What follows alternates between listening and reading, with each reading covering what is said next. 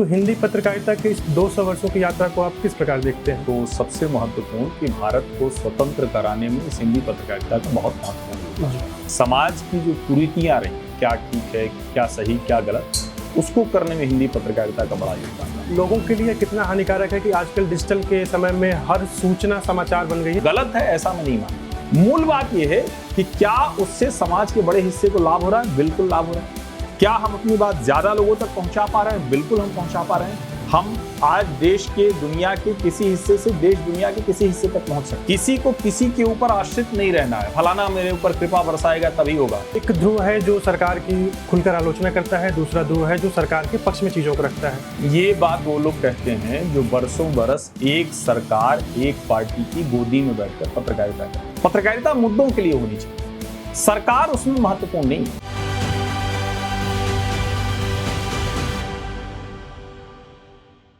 नमस्कार, मैं हूं विनम्र तिवारी और आज हम लोग प्रणाम उदंत मार्तंड के तृतीय दिवस में हिंदी पत्रकारिता के 200 वर्ष पूर्ण हो रहे पर हमारे बीच वरिष्ठ टीवी पत्रकार और पत्रकारिता के अलग अलग विधाओं में जिन्होंने लंबा अनुभव रखने वाले करीब 3 दशक से अधिक का आपको पत्रकारिता का अनुभव है, वरिष्ठ राजनीतिक विश्लेषक श्री हर्षवर्धन त्रिपाठी जी हमारे साथ हैं।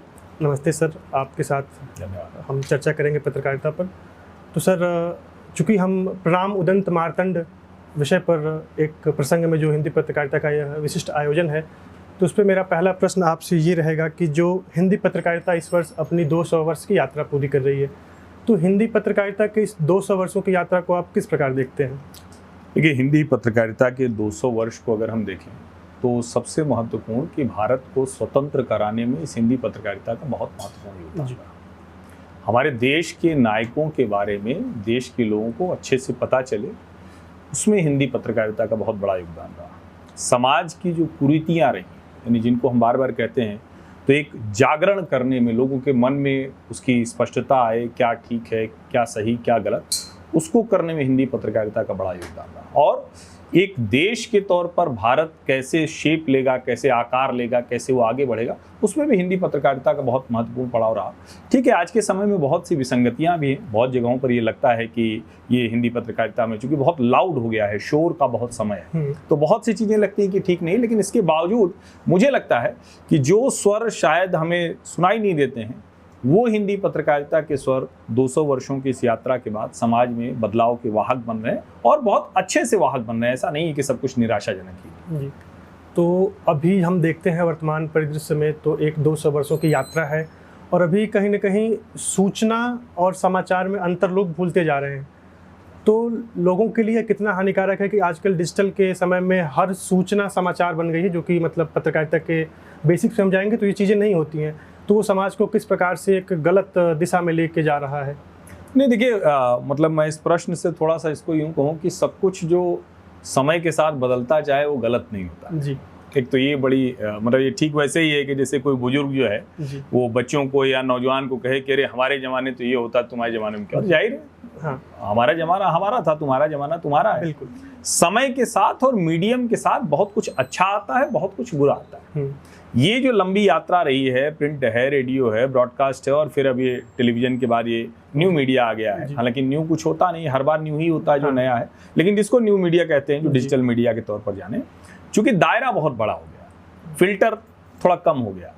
तो जब फिल्टर नहीं है, दायरा बड़ा हो गया है, तो मास हमेशा, मतलब कोई क्लास मीडिया होगा और मास मीडिया होगा, तो दोनों के इम्पैक्ट और दोनों के तरीके में फ़र्क पड़ेगा। तो गलत है ऐसा मैं नहीं मानता। जब एम्पावरमेंट आता है तो कई बार उस एम्पावरमेंट को अगर वो शॉर्ट टर्म में आ जाए, यानी तुरंत कोई बड़ी सफलता मिल जाए, तुरंत कोई बड़ा प्रभाव हो जाए, तो उसमें फिर बहुत सी चीज़ें ऐसी होती हैं जो पैमानों से अलग होती हैं। पत्रकार के तौर पर मुझे लगता है कि हर किसी को उन पैमानों पे कितना नियंत्रण कर सकते हैं, खुद का अपना नियंत्रण जो रेगुलेशन है वो कैसे कर सकते हैं, वो सोचना चाहिए। सोसाइटी की जहाँ तक बात है, क्योंकि सोसाइटी का बड़ा हिस्सा उसमें शामिल हो गया, ये टेक्नोलॉजी की वजह से, इंटरनेट की वजह से समाज का बड़ा हिस्सा शामिल हो गया। और कई बार तो ऐसा भी दिखा है कि जो लोग पत्रकारिता की पढ़ाई नहीं करते हैं या उस तरह से पत्रकार नहीं है, लेकिन उनको भी कुछ अच्छा दिखता है तो वो एक अच्छी पत्रकारिता कर रहे होते हैं। तो कई बार वो कंटेंट क्रिएटर और जर्नलिस्ट, इसमें जो अंतर है वो उसको, कई लोग जो जर्नलिस्ट हैं बाकायदा कोर्स करके आए हैं लेकिन जर्नलिज्म के अलावा सब करते हैं, कई लोग जो दूसरे क्षेत्र से हैं लेकिन वो अच्छा कर रहे होते हैं। तो मुझे लगता है कि इसकी लाइन बड़ी बारीक है मूल बात यह है कि क्या उससे समाज के बड़े हिस्से को लाभ हो रहा है? बिल्कुल लाभ हो रहा है। क्या हम अपनी बात ज्यादा लोगों तक पहुंचा पा रहे हैं? बिल्कुल हम पहुंचा पा रहे हैं। हम आज देश के दुनिया के किसी हिस्से से देश दुनिया के किसी हिस्से तक पहुंच सकते हैं। अब उसको कैसे सोसाइटी के बेटरमेंट के लिए हम इस्तेमाल करते हैं, और मेरा तो अपना ये सूत्र वाक्य है, मैं इसको लोगों को कह के आता हूं कि समाज और मीडिया के लोकतांत्रिकरण का समय है। तो लोकतंत्र जब होता है तो मुश्किल होगी, ठीहे टूटते हैं, मूर्तियां भंजित होती हैं।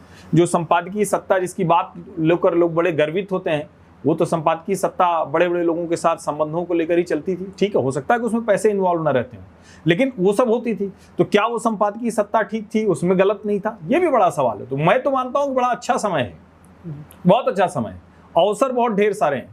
किसी को किसी के ऊपर आश्रित नहीं रहना है, फलाना मेरे ऊपर कृपा बरसाएगा तभी होगा। वरना तो नोएडा के फिल्म सिटी में भी टीवी संपादकों का गिरोह होता था जो कहते थे कि हमारे वाले को ले लो, इसको मत लो, यही करते रहते 4-6 संपादक बैठ के। आज वो यूट्यूब पर बैठकर दुनिया भर का ज्ञान देते हैं। अपने समय में उन्होंने गंध फैलाई।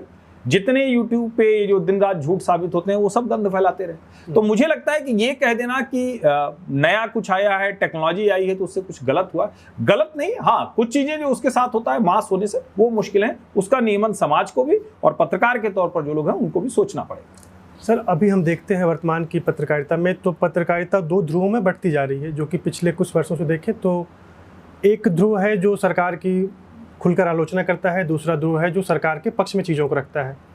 तो पत्रकारिता का नैतिक विवेक क्या कहता है कि हमें किसी चीज़ को कैसे प्रस्तुत करना चाहिए? जैसे अगर हम देखें तो नैतिक रूप से किसी व्यक्ति की पूर्ण रूप से आलोचना करना भी गलत है और उसके सही पक्षों को न रखना भी गलत है।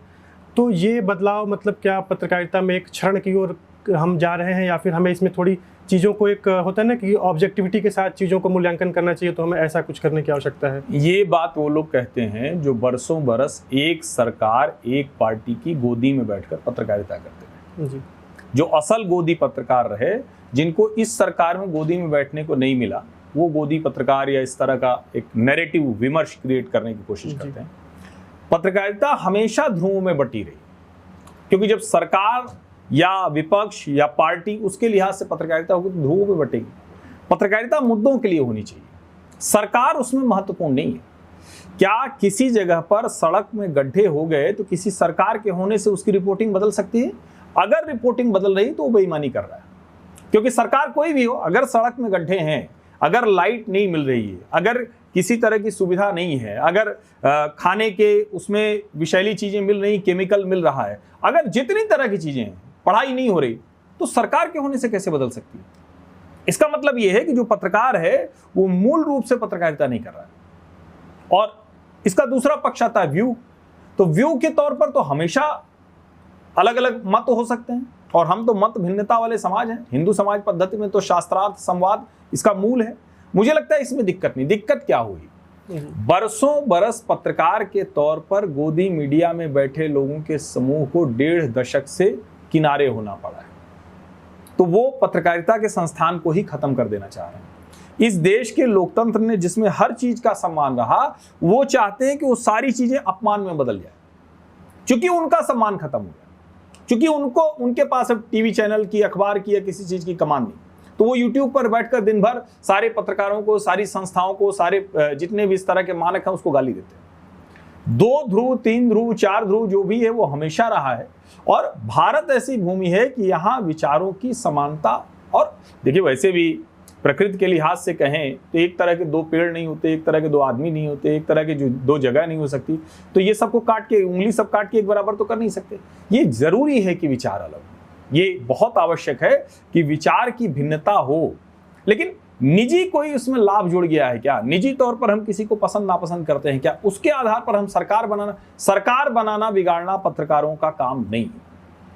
एक मतदाता के तौर पर आपको भी वही अधिकार है। आप कोई प्रिविलेज्ड क्लास नहीं। पत्रकारों को अपने दिमाग से ये भ्रम निकालना चाहिए कोई प्रिविलेज्ड क्लास है। हम कोई प्रिविलेज्ड क्लास नहीं, हमें कोई संविधान ने कोई अलग से अधिकार नहीं दिया।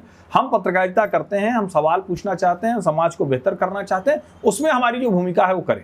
और चूंकि हम जब अच्छा कर रहे होते हैं तो समाज से एक प्रतिष्ठा हमको मिल रही होती है। ठीक है, वो प्रतिष्ठा उसके हकदार हम होते हैं। वो किसी भी प्रोफेशन में कोई अच्छा डॉक्टर, उसकी बहुत प्रतिष्ठा होती है। कोई अच्छा इंजीनियर होगा, उसकी बहुत प्रतिष्ठा होगी। पत्रकार की थोड़ा ज्यादा होती है क्योंकि विजिबिलिटी हो जाती है। लेकिन इसका कतई ये मतलब नहीं कि हम कोई प्रिविलेज्ड क्लास हैं। प्रिविलेज समझना ये पत्रकारिता की सबसे बड़ी गलती है। और मैं फिर कह रहा हूँ, पत्रकारिता मुद्दों के लिहाज से होनी चाहिए, सरकार या पार्टी के लिहाज से नहीं। जी सर, अभी वर्तमान में देखें तो पिछले 3-4 वर्षों में हमारे बीच एक नया टूल आया है, AI जिसे कहते हैं हम लोग। तो हमारे लिए बहुत सहायक भी है, और कभी कभी कुछ हमारे सामने ऐसे विषय आते हैं कि वो उसके कुछ व्याधियाँ वो उत्पन्न करता है। जैसे एक ताज़ा मामला कहीं का था, वहाँ पे किसी की दुखद मृत्यु हो गई, तो जो बहुत सर्कुलेट हुआ, आपके सामने भी आया होगा, एक AI जनरेटेड फ़ोटो जो चल रही थी, जो कि तथ्यात्मक रूप से गलत थी। तो उस पर लोग तमाम चीज़ें अपनी भावनाओं को व्यक्त कर रहे थे। तो ये AI से जनरेटेड जो गलत चीज़ें हैं उनको क्रॉस चेक करना भी थोड़ा कठिन होता जा रहा है।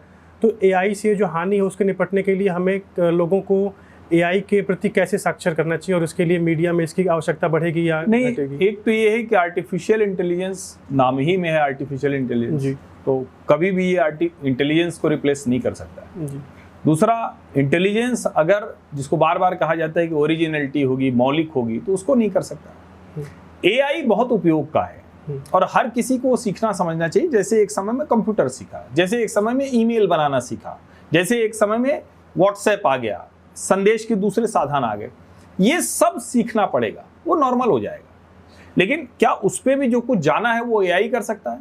AI बहुत मददगार है आपको किसी प्रोजेक्ट में, किसी चीज़ में, लेकिन अगर आप पूरी तरह से उस पर डिपेंडेंट हो गए तो आपके सोचने समझने के, जिसको मनुष्य का एक ही है कि वो विचार कर सकता है, और अगर AI पे हो गए तो जानवर बन जाएंगे। एक लाइन में समझिए इसको। AI बहुत उपयोगी है भाई। मुझे कोई चीज़ चाहिए, अभी मैंने खोला मोबाइल, टाइप किया और मुझे जानकारी मिल गई, इसमें गलत क्या है भाई? अगर हम 5 घंटे लाइब्रेरी में लगा के वही जानकारी हासिल कर रहे हैं और हमें वो 30 सेकेंड्स में मिल जा रही है, तो बहुत अच्छा है सर्च इंजन। लेकिन हमने पढ़ना बंद कर दिया। किसी एक शब्द को आप लिखिए, गलत लिखा, सही लिखा, दोनों शब्द कीजिए, एक में आएगा 2.5 लाख, दूसरे में आएगा 2,41,000। अब आप कौन सा सही मानेंगे? क्योंकि गलत लिखने वाले भी इंटरनेट पे लिख रहे हैं, सही लिखने वाले भी इंटरनेट पे लिख रहे हैं। अब मान लीजिए कि हमारे बारे में कोई गलत जानकारी 5,000 लोग लिखे, सही जानकारी 5 लोग लिखे, तो AI 5,000 लोगों वाली जानकारी के आधार पर हर्षवर्धन त्रिपाठी को चित्रित कर देगा। यहां आपको ओरिजिनल सोर्स चेक करना पड़ेगा। पढ़ना जरूरी है, ओरिजिनल सोर्स चेक करना जरूरी है, क्रॉस चेक करना जरूरी है। वैसे तो हर एक के लिए ये जरूरी है कि वो इसको समझे, लेकिन पत्रकार के तौर पर आपसे आगे कोई गलत जानकारी, गलत सूचना, गलत समाचार, गलत विश्लेषण न चला जाए, ये भी आपकी जवाबदेही है। मान लीजिए चला गया तो उसको गलती मानना, उसको स्वीकार कर लेना, इसमें कोई बुराई नहीं। तो AI बहुत ब्लेसिंग है, मतलब हमें समय के साथ ये बहुत सुंदर चीज मिली हुई है। इसका गलत उपयोग ना हो और सही उपयोग कैसे हम कर सके, ये जानकारी सबको करनी पड़ेगी। जैसा कि सर हमारे पीछे एक वैदिक घड़ी रखी हुई है जो मध्य प्रदेश सरकार की ओर से बनाई गई है, तो आप वैदिक घड़ी और वैदिक समय पर कुछ अपने विचार व्यक्त करना चाहें तो? नहीं, देखिए, इस पर मेरा बड़ा स्पष्ट विचार है। वैदिक घड़ी या वैदिक चीज़ें जो है उसको बढ़ावा देना अपनी संस्कृति और उसके लिहाज से अच्छा है, लेकिन उसका आज के समय में उपयोग क्या है, अगर ये नहीं हो पाएगा तो सिर्फ प्रतीक भर रह जाएगा। सिर्फ प्रतीक रहने से चीज़ें आगे नहीं बढ़ सकती। आप उस समय के लिहाज से, उस कालखंड के लिहाज से इसका जब इसको बनाया गया होगा तो ये बहुत महत्वपूर्ण चीज़ थी। आज तकनीक के लिहाज से हम जितना आगे बढ़ गए हैं, इन काल गणनाओं को, इन चीज़ों को कैसे आज के समय से उपयोग कर सकते हैं, उसको करना चाहिए, तब इस प्रतीक का कुछ विशेष महत्व निकलेगा। एक आखिरी प्रश्न आपसे सर, जो मुझ जैसे बच्चे जो आप से बहुत सीखते हैं आप लोगों को देख के, तो जो पत्रकारिता में, जैसे मैं, आप जिस क्षेत्र में एक लब्ध प्रतिष्ठित शख्सियत है उसमें मैं अभी कदम रख रहा हूँ, तो मुझ जैसे बच्चों को आप पत्रकारिता के क्षेत्र में कदम रखते हुए क्या सीख देना चाहेंगे जो हमें आगे जीवन में, हमारे करियर में काम आए? नहीं, अब हम तो खुद ही भी सीख रहे हैं, तो हम सीख क्या देंगे? लर्निंग परमानेंट प्रोसेस है, और मैं कहता हूँ लर्निंग और लिविंग, यानी सीखना और उसके लिहाज से जीना, ये जिसका निरंतर चलता रहा वो जीवित है और जीवंत है। जिसकी लर्निंग और लिविंग के प्रोसेस में कोई बाधा आ गई, कोई हिंड्रेंस आ गई, कोई कुछ रुकावट हो गई, तो वो फिर दिखेगा जरूर कि वो जी रहा है, लेकिन न तो वो जीवित है न जीवंत है। पत्रकारिता में जो लोग आ रहे हैं, निश्चित तौर पर जो लोग पहले से पत्रकारिता हैं, उनके अनुभव, उनकी चीज़ें, वो इतने 3 दिनों का ये जो कार्यक्रम है उसमें वो सारी चीज़ें हैं, लेकिन अपना सच अपना होता है, ये हमेशा के लिए समझिए। उसी रास्ते से जाते हुए मैं 20 साल से जा रहा हूँ, कुछ देख रहा हूँ, फिर भी कोई एक नई चीज़ होगी जो एकदम नया कोई व्यक्ति गुजर रहा होगा। तो पत्रकारिता में भी ऐसा है कि जो कुछ है वो आपका अपना सीखना है, अपना सच है। हाँ, अनुभव दूसरे के उससे सीख लेना चाहिए, क्योंकि एक आदमी की इतनी उम्र नहीं होती कि वो 100 साल 200 साल हजारों साल का अनुभव ले ले। तो जो पहले के पत्रकार हैं, जो अनुभवी पत्रकार हैं, जिन्होंने कुछ किया है, उनसे अनुभव लेना चाहिए। बाकी अपनी सीख जारी रखिए, उसके हिसाब से जीना और सुधार करना जारी रखिए, सब दुरुस्त रहेगा। ठीक है, बहुत बहुत धन्यवाद सर, आपसे बात। बहुत धन्यवाद, आप लोगों को ढेर सारी शुभकामनाएं।